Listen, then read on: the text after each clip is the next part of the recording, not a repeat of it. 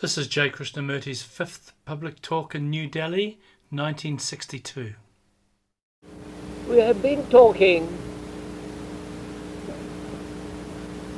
about the necessity of having a new mind,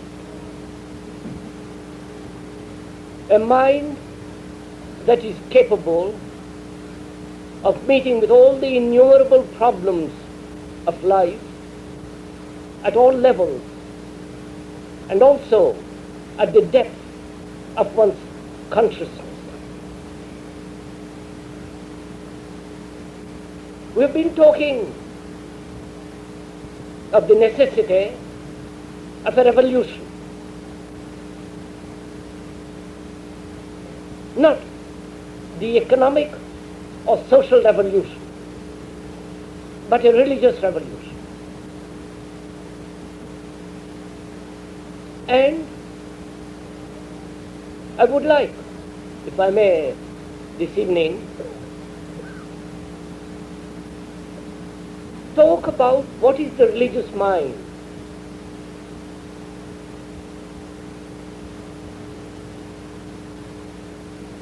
But before I go into that,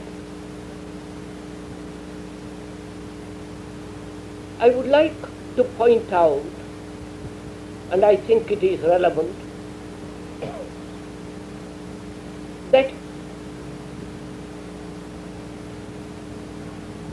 there must be the denial of the false. We never deny. We are all yes sirs. We accept. We accept according to our tendencies, idiosyncrasies. And when we do deny, that denial is a reaction, and therefore not a denial at all. I would like to talk a little bit about it, for it is important to understand that in order to pursue and find out for oneself what is the religious mind,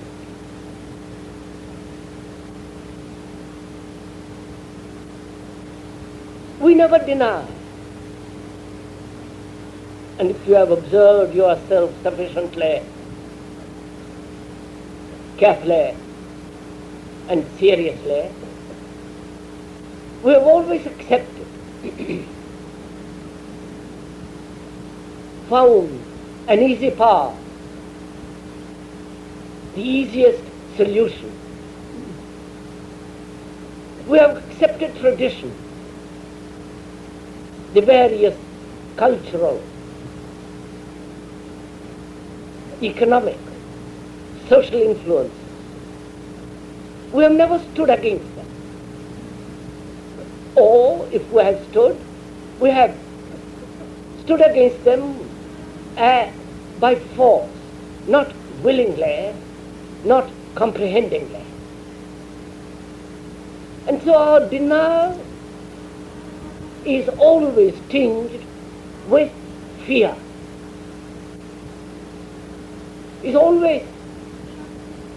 Has always come about through a form of acceptance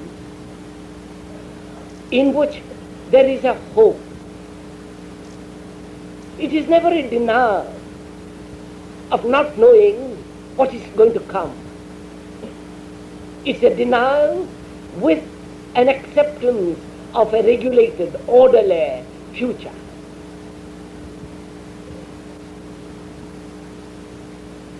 Please do listen to what I am saying, because when we talk about religious mind, we are going to deny the whole structure of religion as it is, totally, because it's utterly false. It has no meaning whatsoever. And to understand what we are going to say a little later, you must, if I may point out, comprehend deeply this act of denial. You can be forced to deny. Circumstances can force you or compel you to say no. Or circumstances, lack of money, environmental influence, some trouble or other can force you to say no. But to say no with clarity, without any motive, without wanting a further reward or fearing punishment, to deliberately to say no to something to which you have given your thought completely, uncompromisingly. To say no when you have thought out the problem completely, seriously. That's quite a different matter. To say no, seriously, I mean by that word, to go into the problem to the very end, not romantically, not emotionally, not according to your particular idiosyncrasy or vanity or pleasure or desire, but to go to the very end of the thing, putting aside your personal fancy, myth and like and dislike, to go to the very end of a thought, an idea, a feeling, a subject, is to be serious. And I would like this evening to go into this question of religion.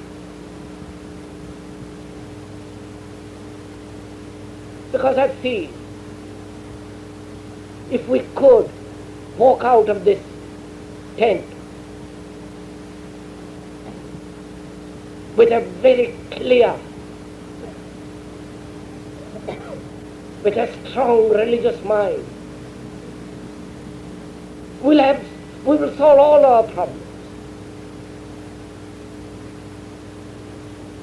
Because this religion is something that includes everything. It's not exclusive. A religious mind has no nationality. It is not provincial.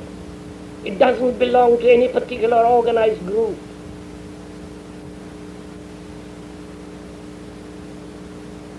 It is not the result of 10,000 years propaganda or 2,000 years of propaganda.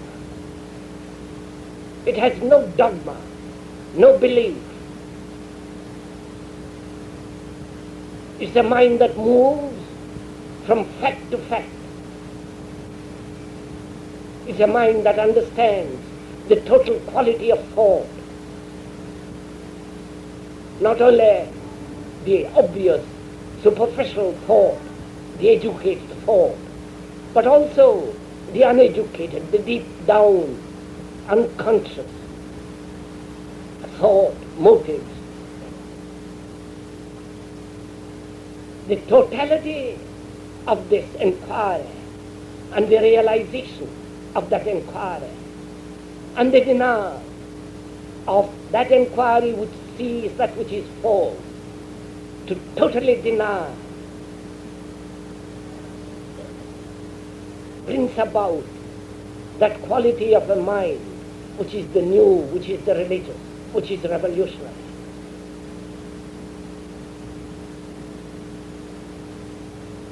But for most of us, religion is not only the word, the symbol, but it is the result of our conditioning. You are a Hindu or a Muslim or a Christian or what you will, because you have been told from your childhood You have been told you are a Hindu with all their superstitions, beliefs, dogmas, traditions. And you have accepted, as the communist accepts in his youth that there is no God, and you accept that there is a God. There is not much difference between you and the denier and the person who denies God. Both are the result of a conditioned mind. Please, I am not attacking you. Therefore there is no need to defend. You don't have to resist. We are dealing with facts. And it would be utterly stupid to resist a fact. It has no meaning. When the house is burning, when the world is in such chaos, even if you deliberately set about to make the world more chaotic than it is, you couldn't succeed, in spite of the politicians. And it needs a very sharp, clear, decisive, sane mind to resolve the chaotic problems. And I do not see such a mind can come about except through a religious perception. And if you will follow not the word, not the speaker, agreeing or disagreeing with the speaker, but if you follow your own operations of your mind, if you watch your own conditioning, not because I tell you, but it is a fact, you are. And when you look at that fact, when you become aware of that fact, then we can proceed to how to dissolve that fact, that condition. But first one must be aware of the fact that the mind is conditioned.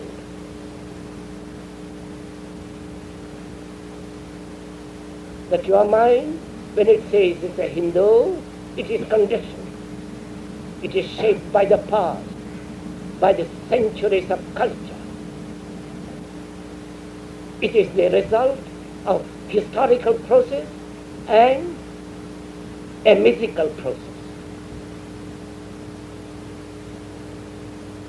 And the religions that you have are the result of other people's experiences. It is not your own direct experience. It is what you have been told, either in the book, or by some teacher, or by some philosopher. It is not something which you experience when the mind is completely unconditioned.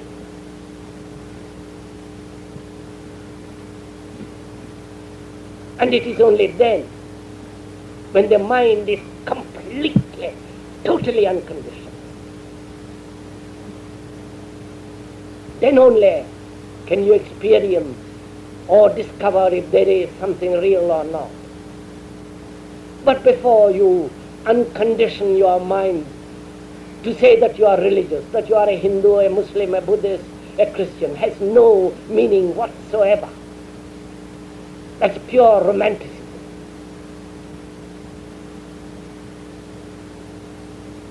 Which is exploited by the police, by the organized group, politically, religiously, because they have their vested interest in it. These are all facts, whether you like it or not. I'm merely describing the facts. And these divisions in religious groups, believing this and that, believing in this dogma and denying that dogma, going from prison to prison, from temple to temple, doing endless puja, is not a religious mind at all. It's merely a traditional mind bound by fear. And surely a mind that is afraid can never find out if there is or if there is not something beyond the word, beyond the measure of the mind.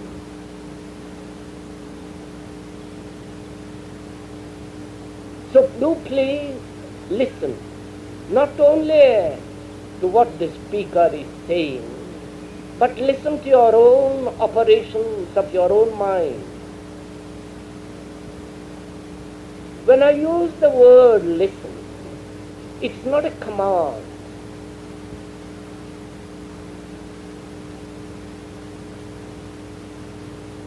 I'm using that word listen in a special significance. Listening is an art.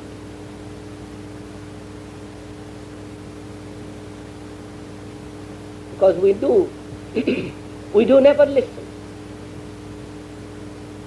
We listen half-heartedly, with our thought elsewhere. We listen with condemnation or comparison. We listen with like and dislike. We listen either to agree or to disagree. We listen by comparing what you hear with what you already know. So there is always distraction. There is never an act of listening.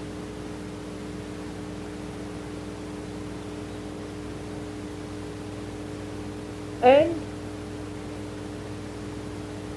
it would be worthwhile if I may point out to you that if you could listen without any of these distractions of thought, so that the very act of listening is the breaking down of that condition.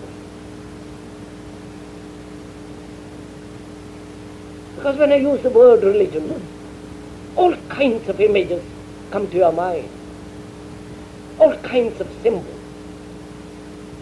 To the Christian, he has his own symbols and dogmas and beliefs.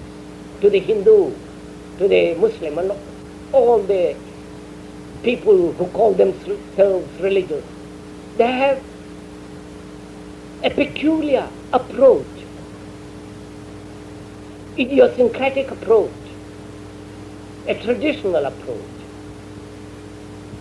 And so they can never think clearly about the matter. They're first Hindus or Muslims, and then they begin to seek.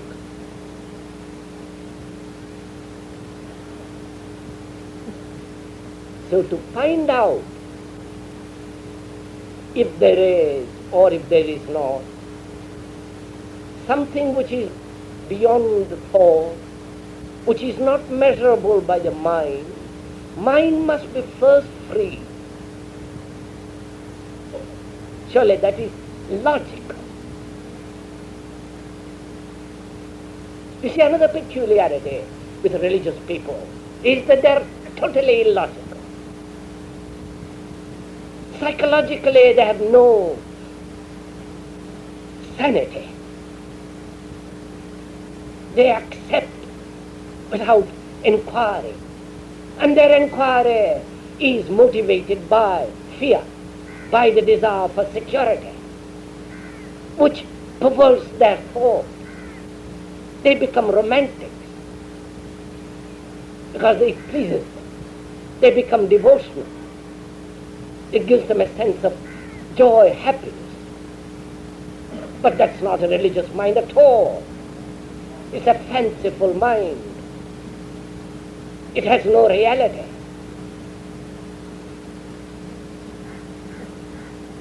So, if you observe your own mind, you will see how cluttered up, burdened with it is with belief. And you say that belief is necessary. We use it as a hypothesis, which is sheer nonsense. When a man who is inquiring, he doesn't start out with a hypothesis.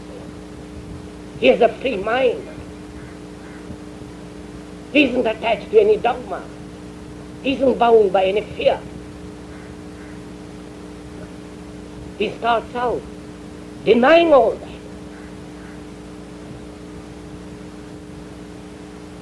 And then begins to seek.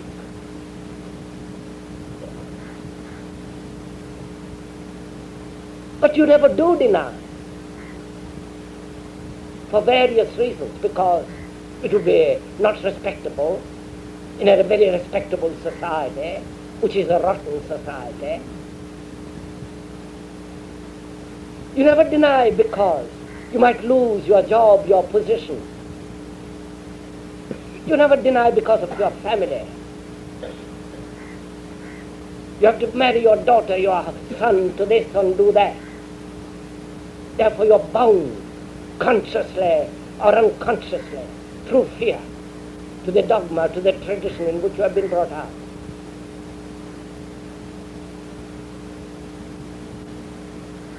Again, this is a fact.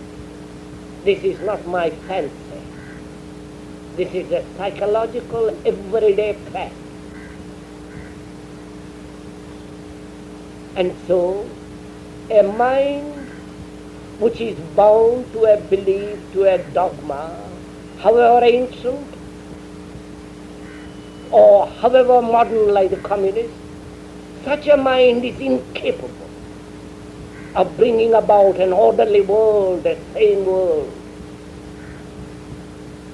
Such a mind is incapable of being free from sorrow, from conflict. Surely it's only a mind that is free from conflict, free from problems, free from sorrow, that can find out. And you must find out. Because that's the only way out of this misery, this confusion that we have created in this world.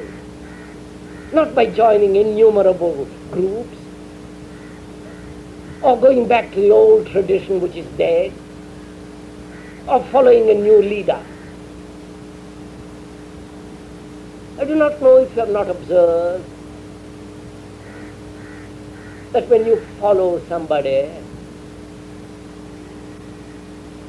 you have destroyed your own thought. You have lost your independence. You have lost your freedom. Not only politically, but much more psychologically. Not only outwardly, but much more inwardly.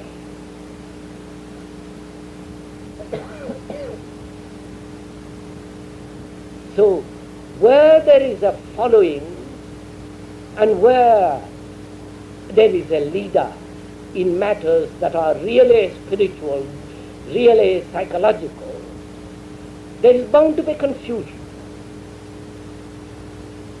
Because in that there is a contradiction of what your own deep down urges, compulsions are, and the imposition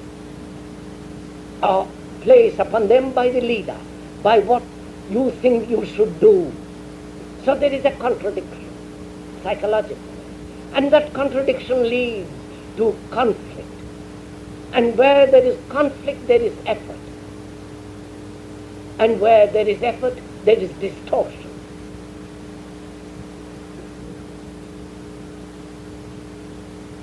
So a mind, the religious mind, has no conflict.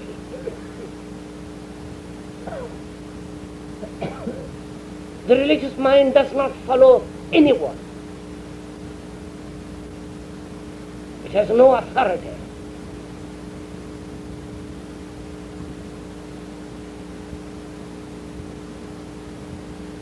Because authority implies imitation. Authority implies conformity. And there is conformity because you want success, you want to achieve, and therefore there is fear. Without dissolving fear completely, how can you proceed to inquire? How can you proceed to find out? These are not rhetorical questions. If I am frightened, I am bound to seek comfort, shelter, security in whatever that comes along. Because fear dictates, not sanity, not clarity.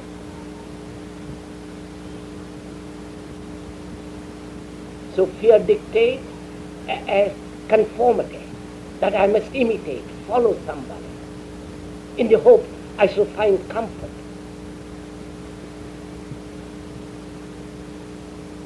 So a religious mind has no authority of any kind. And that's very difficult for people to accept.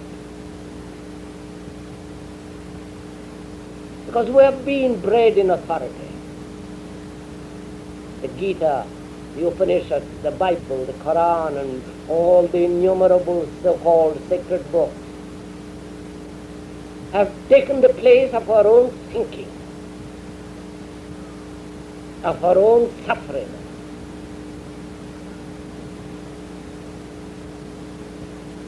They give us comfort in illusion. They are not real at all. We make them into reality, or rather you do. Because in them, in dead words of others, you find comfort. In the authority of another, you find light. How absurd it is, really, if you examine it. And yet, we are so-called educated, sane, rational people. And where religious matters are concerned, we become totally irrational, insane. And all these build the walls of our condition. Again, this is a fact, a psychological, undeniable fact. You are going to the temple, you are reading the Gita, muttering a lot of words which have lost their meaning. That's not a religious mind at all. Such reading, such repetition makes the mind dull, insensitive. Therefore, there is a contradiction between daily living and what you think is the real.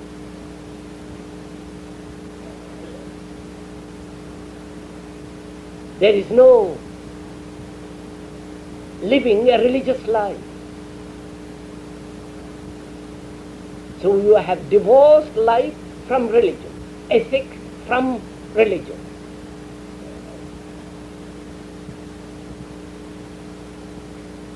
And a mind that lives in this duality, in this contradiction, in this cleavage, such a mind is creating the world at the present time, is bringing the world more and more chaos.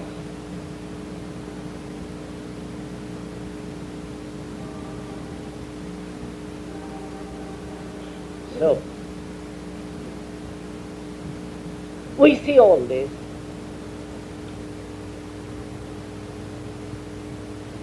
And where there is confusion, where there is misery, people turn to authority, to tyranny, not only politically, but also religiously.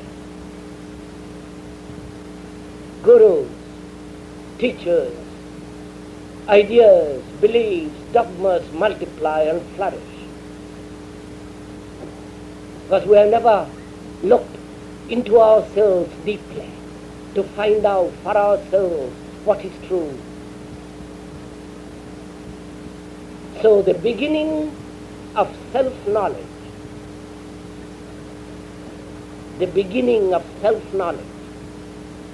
is the religious mind. Not the knowledge of the Supreme Self. That's sheer nonsense. Because how can a petty mind, narrow mind, a nationalistic mind, a mind that's begotten through fear, through compulsion, through imitation, through authority, how can that petty, shallow mind find worship or try to find out what is the Supreme Mind? It is an escape. It is pure, unadulterated romanticism. The fact is, you have to understand yourself first. How can a thought which is the result of fear inquire? How can the thought which is the result of contradiction, of sorrow, of pain, of ambition, of envy, how can that thought search out the unsearchable? Obviously it cannot, but that's what we are doing all the time. So the beginning of understanding of yourself as you are is the beginning of wisdom. And also it is the beginning of meditation. To see without distortion the fact of what you are, not what you think you should be. And when you think that you are the Supreme Self, when you think that, as most of you do, or that there is a spiritual entity which is in you, the idea that you are the Supreme Self, that there is some spiritual entity in you, is the result of your past conditioning.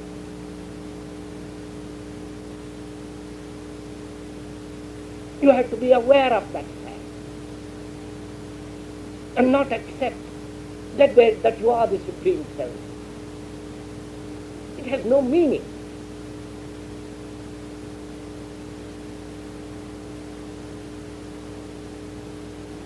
What has meaning and significance is the fact of what you are. What you are every day. Not what you should be. Again, the idea, the ideation, the ideal is a mythology. It has no significance. The fact has significance. The fact that you are envious has significance, not that you should be in a state of non-envy.